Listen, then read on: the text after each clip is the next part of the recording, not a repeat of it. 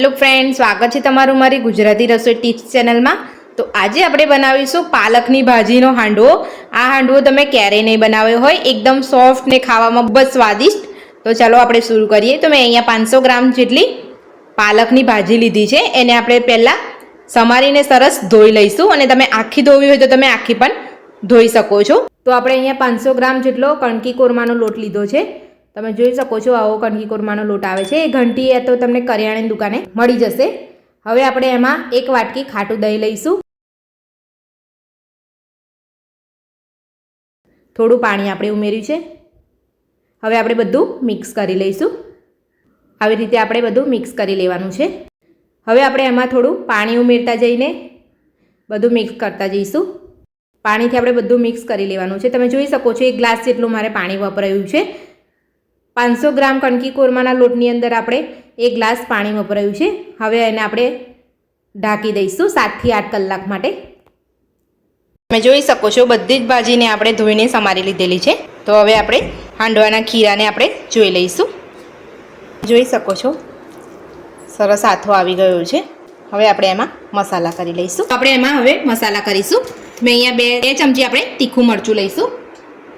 તમે તમારા ટેસ્ટ પ્રમાણે ઓછું કે વધતું કરી શકો છો। અડધી ચમચી આપણે ગરમ મસાલો, 2 ચમચી આપણે ધાણા જીરું પાવડર, 1 ચમચી આપણે હળદર પાવડર, સ્વાદ પ્રમાણે મીઠું, બધું જ આપણે મિક્સ કરી લઈશું। હવે આપણે પાલકની ભાજી એડ કરીશું। 1 વાટકી આપણે લીલા ધાણા લીધા છે। 1 વાટકી આપણે ગોળ લીધો છે। ગોળ તમે તમારા ટેસ્ટ પ્રમાણે ઓછો કે વધતો કરી શકો છો। બધું જ આપણે હાથેથી મિક્સ કરી લઈશું। તો આપણે બધું જ મિક્સ કરી લીધું છે।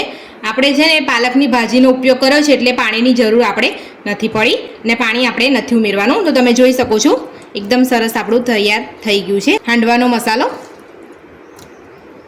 હવે આપણે એમાં અડધી ચમચી ખાવાનો સોડા ઉમેરીશું। એની ઉપર આપણે 1 ચમચી પાણી ઉમેરીશું। ફરીથી આપણે બધું મિક્સ કરી લઈશું। તમને આ મસાલામાં કંઈ ઓછું લાગતું હોય તો તમે ટેસ્ટ કરીને ફરી ઉમેરી શકો છો। આપણે બધું જ આવી રીતે હાથની મદદથી સરસ બધું મિક્સ કરી લેવાનું છે। આપણે અહીંયા એક વઘારી મૂક્યું છે, એમાં 2 થી 3 ચમચી પાણી ઉમેરીશું। પાણી આપણું સહેજ ગરમ થાય એટલે આપણે એમાં 2 મોટી ચમચી તેલ ઉમેરીશું।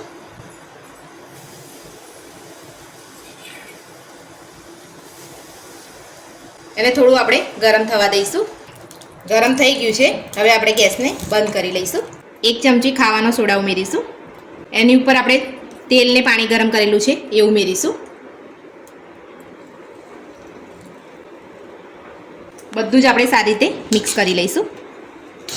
આ રીતે આપણે ઉપયોગ કરીશું ગરમ તેલ અને પાણીનો તો આપણો હાંડવો એકદમ સરસ પોચો થશે। તો આપણે બધું જ મિક્સ કરી લીધું છે। હવે આપણે હાંડવાનો વઘાર તૈયાર કરીશું। તો આપણે અહીંયા મોટી 4 ચમચી જેટલું તેલ મૂક્યું છે। તમે માપ લો તો તમે 1 નાની વાટકી પણ લઈ શકો છો। તેલ આપણું ગરમ થાય એટલે એમાં આપણે રાઈ ઉમેરીશું। તો તેલ આપણું ગરમ થઈ ગયું છે, એમાં આપણે 1 ચમચી રાઈ ઉમેરીશું।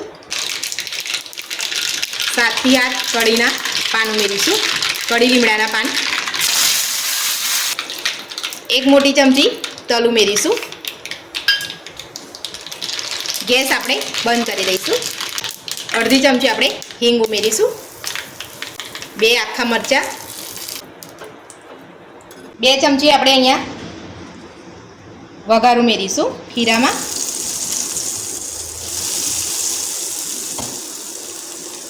બધું આપણે મિક્સ કરી લઈશું।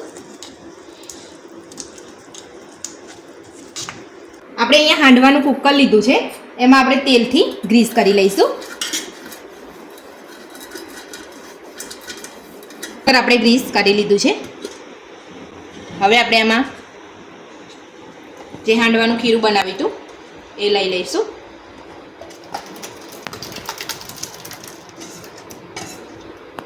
હવે આપણે ઉપરથી વઘારને રેડી દઈશું।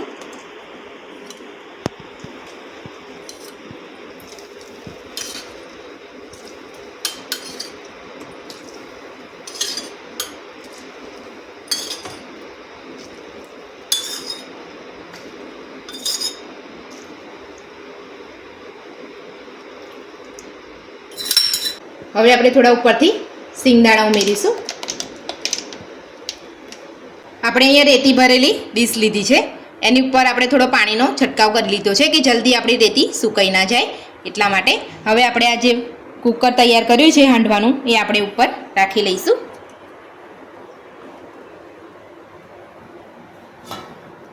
ઢાંકણ આપણે બંધ કરી લઈશું અને આપણે અડધોથી પોણો કલાક આપણે થવા દેવાનું છે. અડધો કલાક થાય એટલે વચ્ચે ચેક કરી લેવાનું. મીડિયમ ટુ સ્લો ગેસ પર રાખીશું, વધારે ફૂલ નથી રાખવાનો.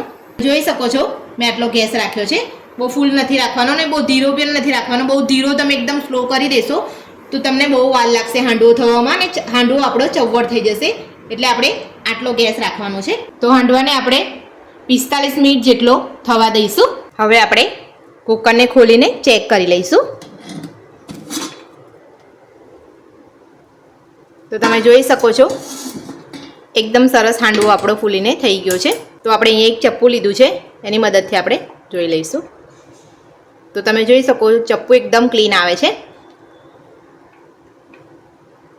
આપણે બધી બાજુથી જોઈ લઈશું.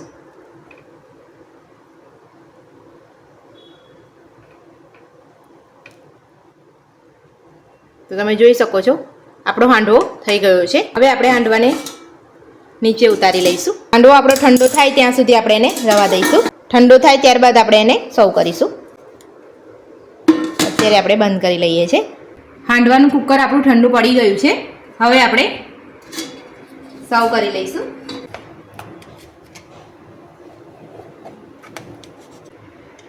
તો તમે જોઈ શકો છો એકદમ પોચો સરસ આપણો હાંડવો બનીને તૈયાર છે.